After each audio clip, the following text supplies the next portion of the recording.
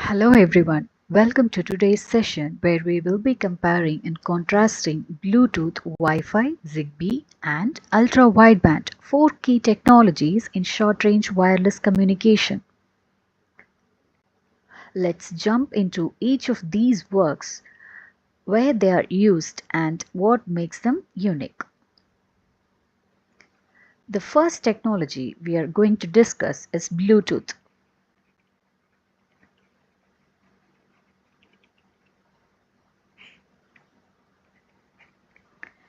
It is developed for personal area networks (PAN), operates in the frequency band 2.4 GHz, which is the ISM band, and uses frequency hopping to avoid interference, that is 1600 hops per second.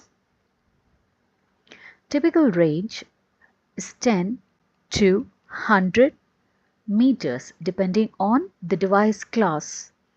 Ideal for wireless headset, wearables, and data exchange between the devices.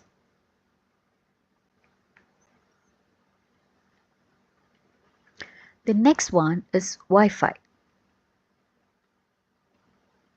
It belongs to the 802.11 family, designed for local area networking, or also LANs. This also operates in two bands, which is 2.4 GHz and 5 GHz, depending on the data rates. It supports higher data rates up to 600 Mbps or more, depending on the version. This is the backbone of internet homes, offices, and public places. The third one and very important technology is Zigbee, which is also known as IEEE 802.15.4. It is targeted for low power and low data rate applications. It is often used in home automations and also in IoT sensors. It uses mesh networking for connectivity. Its range is 10 to 100 meters with very low power consumption. And the last technology is ultra-wideband technology. Unlike the others, ultra-wideband uses very short pulses for its communication.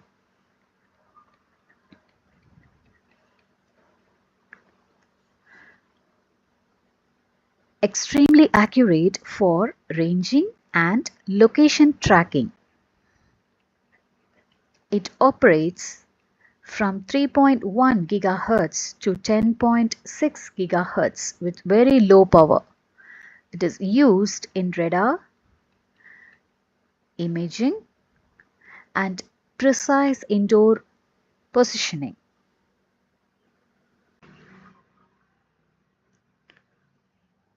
Next, we are going to talk about the physical layer and frequency use. For the technology Bluetooth, the frequency band, as we discussed, 2.4 GHz, and for Wi-Fi, it is 2.4 GHz and 5 GHz. And for Zigbee, there are three frequency bands available: 868 MHz, 915 MHz, and also the 2.4 GHz. And for UWB, the frequency band is from 3.1 GHz to 10.6 GHz. The modulation schemes for Bluetooth is going to be Gaussian phase shift keying, and for Wi-Fi it is going to be direct spread spectrum, and for Zigbee orthogonal QPSK. For UWB It is pulse based.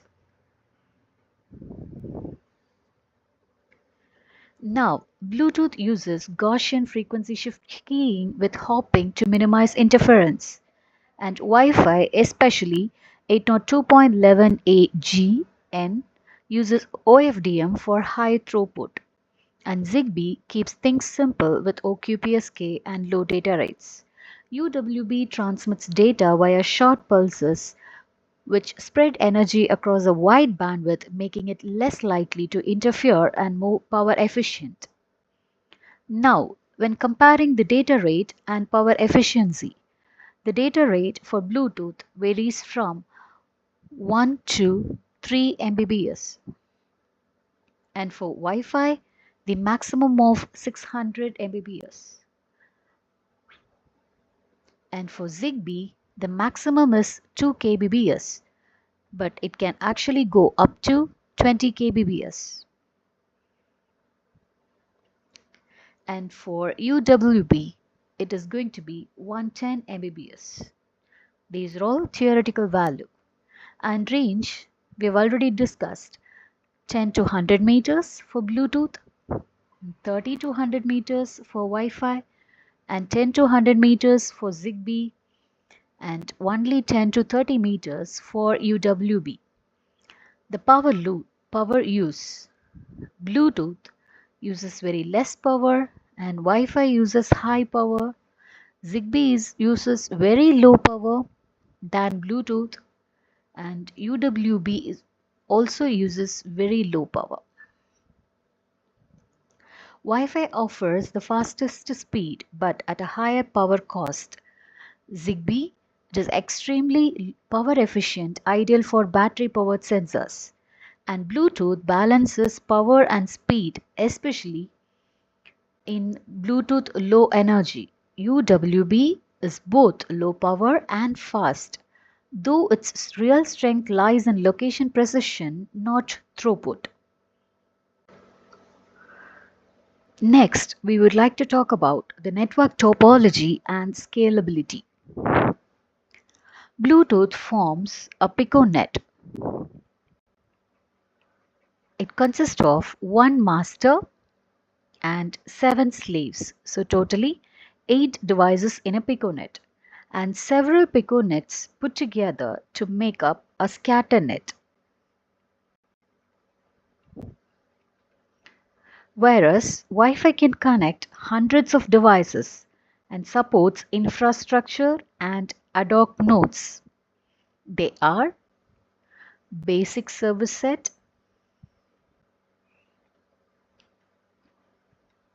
distributed service set, and at last extended service set.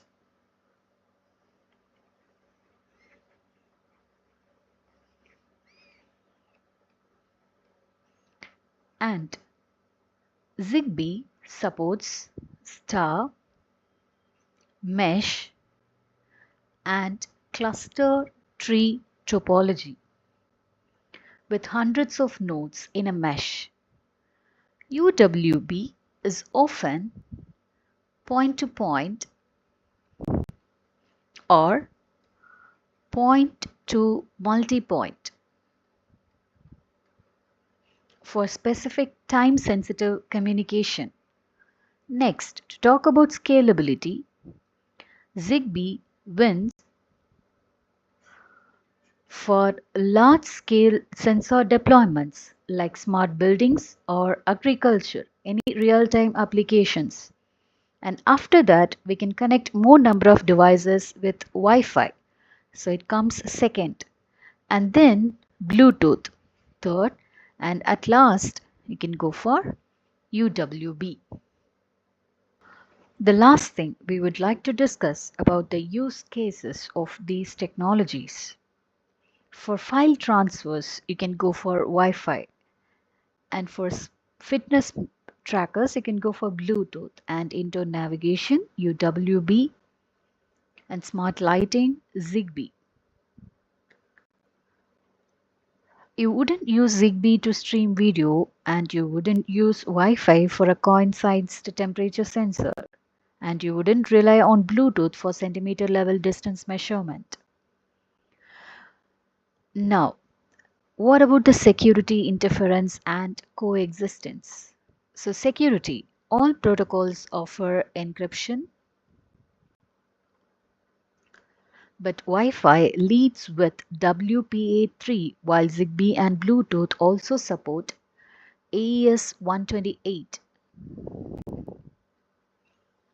Interference. Wi-Fi and Bluetooth may clash as both operate in 2.4 GHz mitigated by channel hopping and dynamic channel selection in Wi-Fi. And Zigbee performs well in crowded spaces due to its narrow bandwidth. UWB excels here, low power spectral density, which is equal to negligible interference.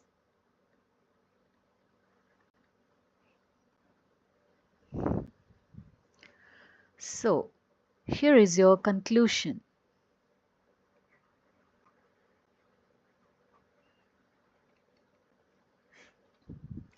Wi-Fi is your fastest, most bandwidth-heavy solution.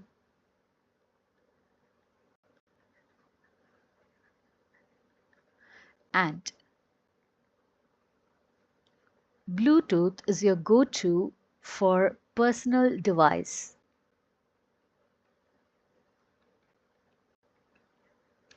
Zigbee dominates IoT and sensor devices. UWB stands out in precision positioning and secure short burst.